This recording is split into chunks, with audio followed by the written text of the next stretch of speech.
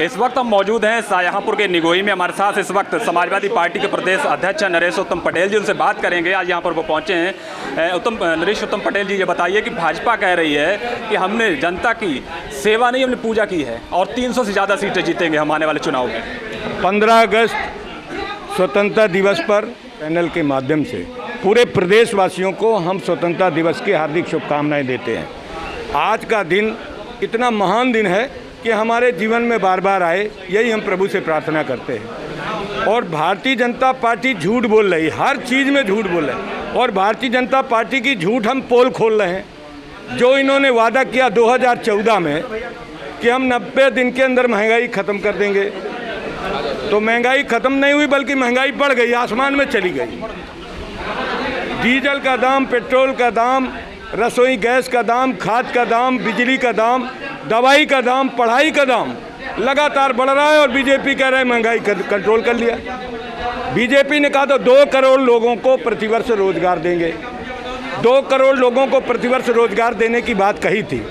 उत्तर प्रदेश में आपके ही चैनल से आज ही हमने सुना है कि सरकार ने कहा कि हम 4.5 लाख लोगों को अभी तक रोजगार दे पाए हैं। तो 14 करोड़ में 4.5 लाख घटा दो, बचे कितने? पूरे देश में बेरोजगारी जिस कदर बढ़ी है उससे गरीबी बढ़ी है और गरीबी की वजह से हिंसा बढ़ रही है। इस प्रदेश के अंदर, देश के अंदर भारतीय जनता पार्टी कैपिटलिस्टों के लिए, पूंजीपतियों के लिए काम करती है। अगर मीडिया के भाई जनता की बात को दिखाते हैं और सरकार की बात जनता में ले जाते हैं मीडिया के लोग, और जनता की बात सरकार में ले जाते हैं। और जब मीडिया जनता की सही बात बताता है तो मीडिया पत्रकार भाइयों का, चैनल के भाइयों का, अखबार के मालिकों का दमन करती है। दमन ये देश के लिए बहुत दुर्भाग्यपूर्ण है, क्योंकि मीडिया भारत के लोकतंत्र का चौथा स्तंभ है।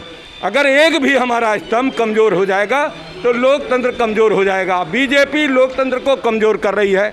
भारत के संविधान के अनुरूप बीजेपी नहीं चल रही है। इसलिए हमको आज संकल्प लेना होगा कि भारत के संविधान के अनुरूप भारत में काम हो और कानून सम्मत काम हो। हवाई बातें, झूठी बातें लोकतंत्र में विश्वसनीय नहीं होती हैं। 2022 में इसका बात का खुलासा हो जाएगा। बात आपने हिंसा की है, कानून व्यवस्था को लेकर आप लगातार सवाल उठाते रहे हैं। भाजपा कह रही है कि राम राज्य चल रहा। भारतीय जनता पार्टी जो कहती है वो होता ही नहीं। जो बीजेपी ने कहा वो कभी नहीं हुआ। इसीलिए बीजेपी पूरे देश के पाने में बंगाल में हार गई।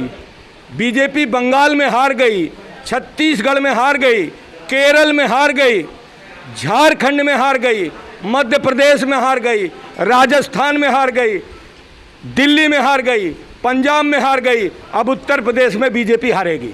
चर्चा ऐसी है कि समाजवादी पार्टी के पक्ष में माहौल बन रहा है। समाजवादी पार्टी क्या वादे हैं जिनको लेकर आएगी अब सत्ता? इंटरव्यू हो जाए। हमारे नेता माननीय अखिलेश यादव जी ने जो कहा था 2012 में, उससे कई गुना ज़्यादा करके दिखाया। उन्होंने जो कहा था वो किया। इसीलिए अखिलेश यादव जी की लोकप्रियता में इजाफा हो रहा है।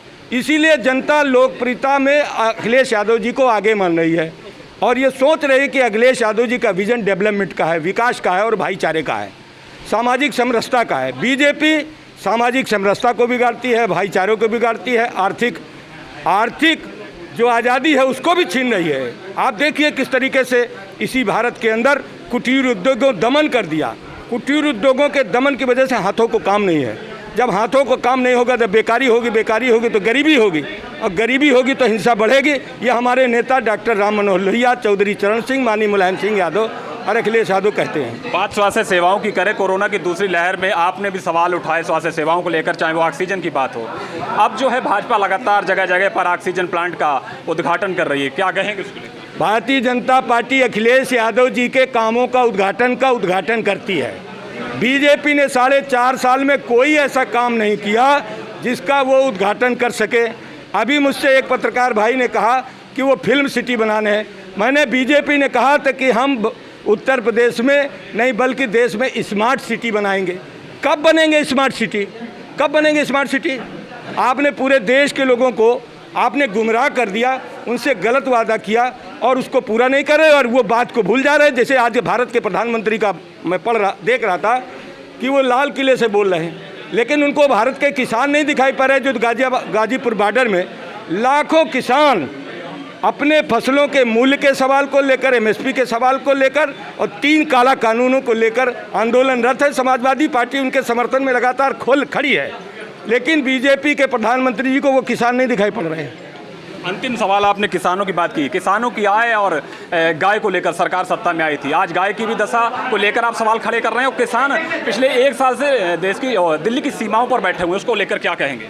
देखिए, किसान इस देश का आर्थिक रीढ़ है, खेती ही आर्थिक रीढ़ है। भारत की अर्थव्यवस्था को खेती के माध्यम से ही ठीक किया जाता है, इसीलिए खेती करने वाले किसानों को अन्नदाता कहा गया, अन्नदाता को भगवान की श्रेणी दी गई। लेकिन बीजेपी उन्हीं अन्नदाताओं का अपमान कर रही है। अगर वो सरकार की गलत बातों का विरोध करते हैं, उनके ऊपर लाठी मारी जाती है, उनके ऊपर पानी की बौछार की जाती है, उनके ऊपर आंसू गैस के गोले छोड़े जाते हैं, उनको जेल में बंद किया जाता है, उनके ऊपर झूठी धाराएं लगा जाती हैं। तो किसान अगर दुखी तो देश दुखी। हमारे नेता चौधरी चरण सिंह ने कहा था कि खेत खलिहान से देश का विकास का रास्ता जाता है। देश तभी मजबूत होगा जब हम खेत खलिहान को मजबूत करेंगे, क्योंकि भारत खेती प्रधान देश है और खेती करने वाले लोग, खेती में जुटे हुए लोग, सारे लोग दुखी हैं। आप किसी भी राज्य में जाइए, उत्तर प्रदेश की तो हालत बहुत ही ख़राब है। अभी बाज़ार मूल्य के भाव आपको 1400 रुपये गेहूँ है और एमएसपी 1975 में है। गेहूं की खरीद हुई 500 रुपये कुंटल, भाजपा के दलालों को खूब कमवा दिया बीजेपी ने, और वो कमवा दिया बीजेपी के लोगों को, और किसान को एमएसपी मिल नहीं रही। किसान लिए अपना धान गेहूं खड़ा रहता है, लेकिन उनका लिया नहीं जा रहा। किसान का गन्ने का मूल्य अभी तक भुगतान नहीं हुआ। योगी जी ने कहा था गढ़मुक्तेश्वर में कि 14 दिन के अंदर गन्ने का भुगतान कर देंगे। अब तक 12,000 करोड़ रुपया गन्ने का बकाया है, 12,000 करोड़ रुपया वो गन्ना किसानों ने दिया है। आप क्यों नहीं पैसा दे रहे हैं? ये थे हमारे साथ समाजवादी पार्टी के प्रदेश अध्यक्ष नरेश उत्तम पटेल जी, जिन्होंने भाजपा सरकार पर जो है तमाम उन्होंने वादा खिलाफी का आरोप लगाया। उनका कहना है कि जो वादे करके भाजपा सत्ता में आई थी, उन वादों को भाजपा ने पूरा नहीं किया। तो देख सकते हैं जिस तरीके से समाजवादी पार्टी के जो प्रदेश अध्यक्ष नरेश उत्तम पटेल वो यहाँ पहुँचे थे, उनका गर्मजोशी से यहाँ पर स्वागत किया गया। सपा कार्यकर्ताओं में पूरा उत्साह जो देखने को मिला। वहीं नरेश उत्तम पटेल का भी यही कहना है कि आगामी 2022 के विधानसभा चुनाव में समाजवादी पार्टी जो है सरकार बनाने जा रही है। शाहजहांपुर से अमित के साथ सिमरनजीत सिंह।